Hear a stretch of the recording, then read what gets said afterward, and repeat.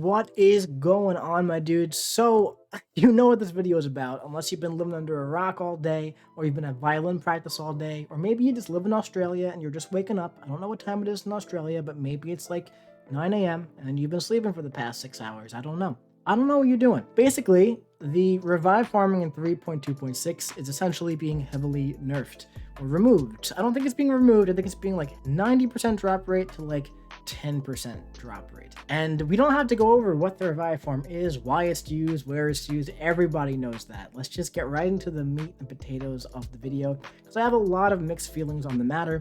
And apparently it's steal content from Cam Week because I stole his hack ideas for incursions. And I'm gonna straight up show his tweet right now. It takes the max storable revives for a piece of content down from 120 to 100 to 50. And he gives some solutions. Up the revive cap, increase the revive from the new daily to 2 to 3, and increase revive rates from 4 outer crystals. Now, I agree with all three of those solutions. However, I actually do not think that that is enough, because it's at the point in the game, if you have a rank 5 champion, and it's boosted, depending on the champion, the health pool could be almost near 100,000. The purple potion, the level 5 potion, heals for about 10,000. You would need 10 of those. 10 of those to heal up your champion, like Sasquatch, a rank 5 Sasquatch, for example. That is insane at this point. I feel like percentage-based potions are so long overdue. I really do. You know, going from infinite, it's not infinite, but going from a very large amount of farmable revives to 1 is a very significant change. Now, I don't think that there should be an unlimited farm of revives. I think it's silly for there to be that unlimited farm of revives. However, taking it from unlimited, because that's what it was. It's been there for years, right? Like it or not, that's been there for a very long time. So that's what it was. That's what everyone's been doing. That's what people have been relying on. Going from that to 1 is a very big change. Very, very, very big change. And that's going to impact a lot of people. Now, the elephant in the room here is that there are a lot of players who aren't very skilled, who really enjoy the game and want to play through the solo content and just play the game.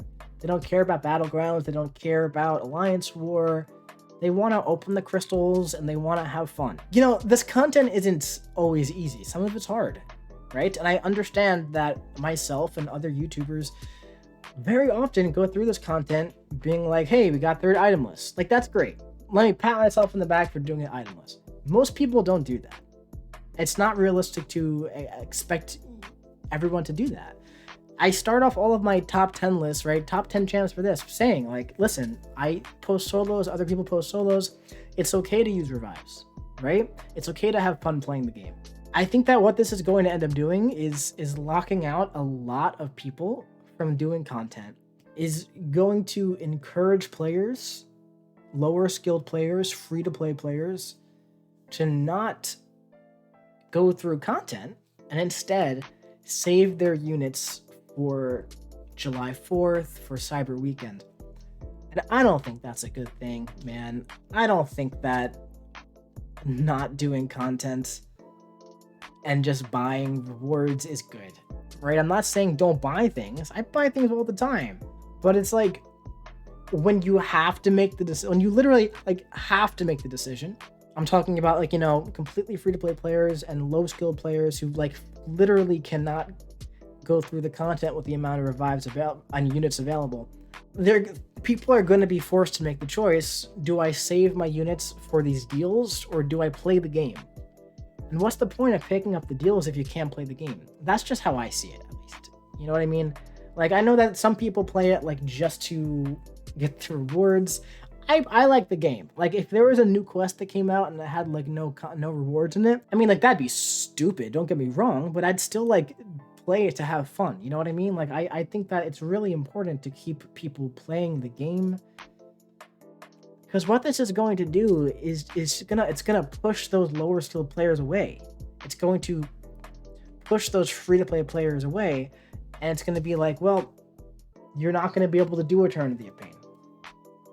And like I said, I don't think there should be an unlimited fountain of revives, because yes, it does trivialize the content. And you know what? It is stupid that I went through Eternity of Pain in 8 hours spamming revives. It's stupid. It's stupid. So I feel like there has to be a middle ground here. I don't know how to do that because the content already exists, right? So the content needs all these revives, and the content is not getting changed.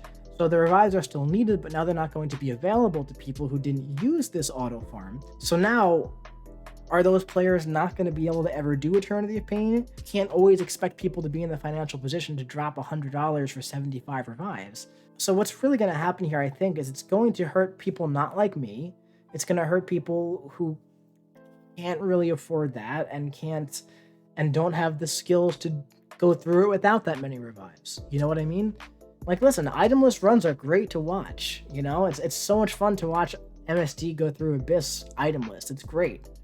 You know, I did an 8-hour 8.1 stream where I literally did it itemless. I was like, I really want to try to do this, and I got there itemless, and I'm sure that a lot of people enjoyed it and it was a lot of fun. But you can't expect every player to be able to do that, and if they can't, so I do think that this is going to push players away, which makes me sad. It makes me sad.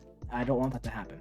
But at the end of the day, I am just mostly concerned not for people like myself, but for those lower skilled players and for free-to-play players as well. Because listen, man, I get a lot of comments on my guides and everything, and people are like, wow, this is great.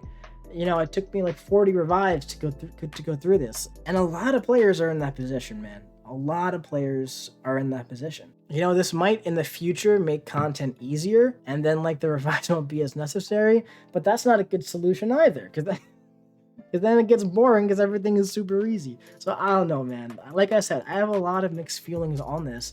I never thought there should be an unlimited revive farm, even though I used it. It's the path of least resistance. That's human nature, right? You're going to take the path of least resistance. I encouraged people to use it.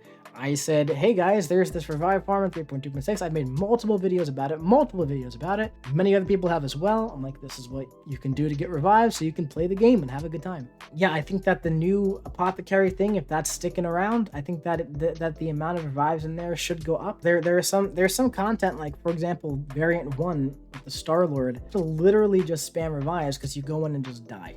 Yeah, so I don't know, man. It's an interesting thing. Overall, like I said, I'm just worried about those lower skilled players, worried about free-to-play players. I think that the gap between high-skilled players and spenders and free-to-play players and low-skilled players, you know, those two aren't hand in hand, but it's just there's like the two groups, and it feels like there's like this big gap that just keeps getting larger and larger, and this is gonna like take like a baseball bat and just like hit a home run with that one group, and that gap is gonna be so far away after this, possibly.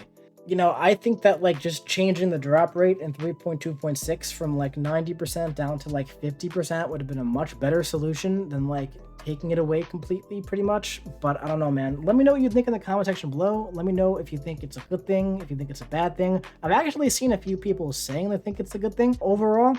So let me know in the comment section below what you think. And yeah, I don't know. I'll be seeing you around.